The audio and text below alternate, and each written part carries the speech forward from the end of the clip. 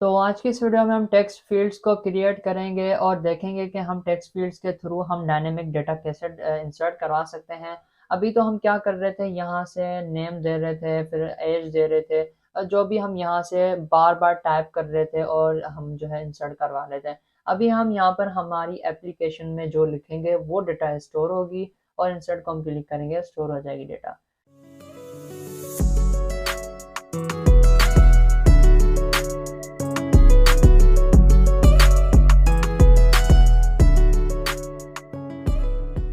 तो दो text fields हम बनाएंगे और उसके थ्रू जो है हम डेटा को स्टोर करेंगे। और उसके अलावा दूसरी बात मैं आपको इम्पोर्टेंट बात बताता चलूँ कि अब देखें यहाँ पर आपने क्या किया था, पहले डीबी हैंडलर में यहाँ पर हमने क्या किया था कि यहाँ पर हमने टेबल क्रिएट किया था। ठीक है, ये सारी टेबल है और यहाँ पर हमने क्या किया था, प्राइमरी की रख दिया था। अब यहाँ पर इसकी इंपॉर्टेंस मैं आपको बताता हूँ।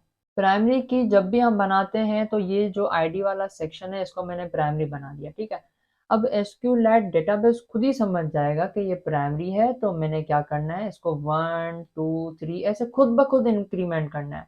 मुझे देने की जरूरत ही नहीं पड़ेगी कि भाई आप जाओ फिफ्थ आईडी पर, उसको जो वो जो है वहां पर उसको डेटा को इंसर्ट कर दो, 6 आईडी पर जाओ। अब मुझे क्या पता कि मेरे पास टेबल में कितनी आईडीज हैं। अब मुझे नहीं पता कि 1000 पता नहीं कितनी आईडीज पड़ी हुई हैं, लेकिन मुझे नहीं पता होगा, तो एसक्यूएल जो खुद ब खुद उसको इंक्रीमेंट करेगा 1001 करके और खुद ही डेटा को इंसर्ट कर देगा। तो अब वो मैं आपको बताता चलूँ कि कैसे करेंगे। अब देखें, प्राइमरी की तो है, दे दिया आपने, लेकिन यहाँ पर भी आप दे रहे हैं बार बार। कहाँ पर, यहाँ पर भी आप दे रहे हैं। ठीक है, यहाँ पर आपको देने की ज़रूरत ही नहीं है। आईडी 4 ना दें, इंसर्ट करवाते जाएं, वो खुद ब खुद पहले 1 आईडी पर, फिर 2 3 4 5 6 7 ऐसे आईडी खुद ही बनाएगा और वहाँ पर डेटा को इंसर्ट करता जाएगा। ओके, तो यहाँ पर देखें एरर आ रहा है। क्यों आ रहा है? क्योंकि the name parameter is required, क्योंकि हमने मॉडल क्लास के अंदर आईडी को रिक्वायर्ड कर रखा था। मतलब कि रिक्वायर्ड है, वरना एरर आ जाएगा। और रिक्वायर्ड को मैं हटा दूंगा। रिक्वायर्ड मैंने हटा दिया, अभी भी एरर आ रहा है तो मैं इसको नल बना दूंगा कि ये नल भी आ सकता है आपके पास। तो ये नल आएगा तो एसक्यूएल लाइब्रेरी समझ जाएगा कि भाई मेरे पास वैल्यू नल आई है, तो मुझे खुद ही इसको इंक्रीमेंट करना है, और मेरे पास ये है भी प्राइमरी की, तो वो खुद ही इसको इंक्रीमेंट कर देगा।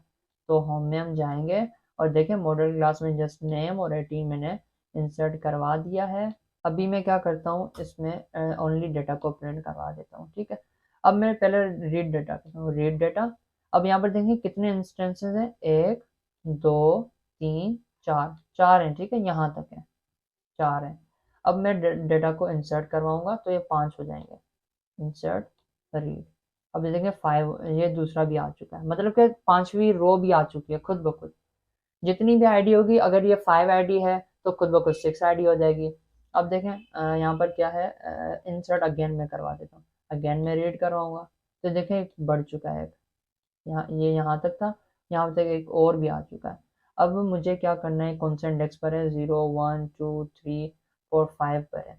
तो मैं जाऊँगा यहाँ पर और डेटा 5 इंडेक्स पर डॉट नेम, देखते हैं क्या पड़ा हुआ है। मैंने क्या दिया, अननोन प्रो, तो यहाँ पर अननोन प्रो आ जाएगा। रीड डेटा, देखिए अननोन प्रो आ चुका है। अब मुझे आईडी देखनी है इसकी, तो मैं क्या करूँगा, आईडी, और जो है यहाँ पर रीड डेटा, आईडी आ चुके 6।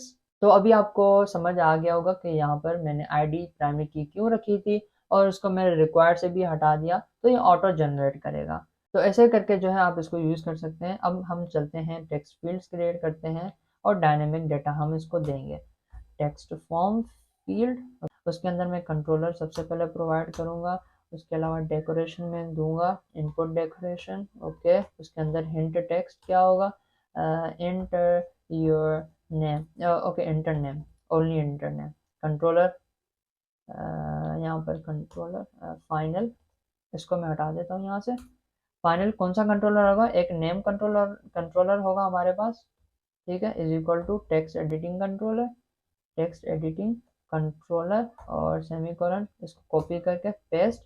और जो है यहाँ पर नेम था और दूसरा क्या था, एज। नेम और एज हमें मिल गए हैं। ठीक है, और इसको मैं प्रोवाइड कर दूंगा नेम कंट्रोलर। ओके, इसको मैं अगेन कॉपी, कॉपी और कॉमा, पेस्ट कॉमा, और जो है यहाँ पर ईमेल, और सॉरी यहाँ पर एज कंट्रोलर, और यहाँ पर इंटर एज। ओके, अब देखते हैं यहाँ पर क्या हमें दिखाई दे रहा है। Okay, enter age, enter name. अब फॉर एग्जांपल यहाँ पर मैं कोई भी ए बी सी नेम रख देता हूँ और इसकी एज 20 कर देता हूँ, ठीक है। उसके बाद मैं इंसर्ट को क्लिक करूंगा तो ये चीज़ें जो है वह ए बी सी और 20 इंसर्ट हो जाए। तो यहाँ पर इंसर्ट वाला बटन कहाँ पर है, यहाँ पर है इंसर्ट वाला बटन। और नेम के अंदर मैं क्या ये वाला नेम इंस्टॉल करवाऊंगा, और ये वाला नेम किसके अंदर है, नेम कंट्रोलर के अंदर है, name controller dot text. Okay, simple. और उसके अलावा एज, एज किस कंट्रोलर में, एज कंट्रोलर में है, ठीक है। डॉट, और जो है उसके अंदर जो टेक्स्ट पड़ा हुआ है वो उसको प्रोवाइड करना है, ठीक है। लेकिन अभी देखें एरर आ रहा है। अब ये बोल रहा है कि एज जो है, एज, ठीक है, मॉडल क्लास में जाते हैं, एज को देखते हैं तो एज तो इंटीजर है, लेकिन हमें टेक्स्ट जो एज कंट्रोलर जो डॉट टेक्स्ट जो है वो असल में एक स्ट्रिंग होता है। ये देखें बता रहा है स्ट्रिंग। डॉट टेक्स्ट जो होता है यहाँ पर कुछ भी हम इंटर करते हैं तो वो एज अ स्ट्रिंग की फॉर्म में होता है। तो हमने स्ट्रिंग से इंटीजर में कन्वर्ट करना है, उसके बाद एज को प्रोवाइड करना है। वो कैसे करेंगे, अब इसको जो है इंट डॉट पार्स, इसके अंदर हम स्ट्रिंग दे देंगे, ठीक है। एज कंट्रोलर डॉट टेक्स्ट असल में क्या है, स्ट्रिंग है। स्ट्रिंग इस मेथड को यूज़ करते हुए मैंने क्या किया, यहाँ पर मैं बना देता हूँ। मैंने क्या किया, ये स्ट्रिंग में ऐसे था 20, मैंने इसको कन्वर्ट किस में कर दिया, ओनली 20 में, विदाउट इन्वर्टेड कॉमास, मतलब कि इंटीजर में कन्वर्ट कर दिया। उसके बाद मैंने इसको प्रोवाइड कर दिया इसको। ओके, अब मैं इसको इंसर्ट करता हूँ। इसमें गया मैं, यहाँ पर मैं लिख भी लेता हूँ कि data is inserted, data is inserted. Okay, और यहाँ पर जो हमारा डेटा इंसर्ट हो जाएगी तो मैसेज भी आ जाएगा इंसर्ट, ठीक है, डेटा इज इंसर्टेड। अब ये कौन से इंडेक्स पर था, पहले हमने देखा था 6 पर था, अब 7th पर। और इसकी आईडी, इसको मैं नेम प्रोवाइड कर देता हूँ कि नेम मुझे देखना है, ठीक है, नेम। और रीड डेटा, देखें एबीसी नेम आ चुका है।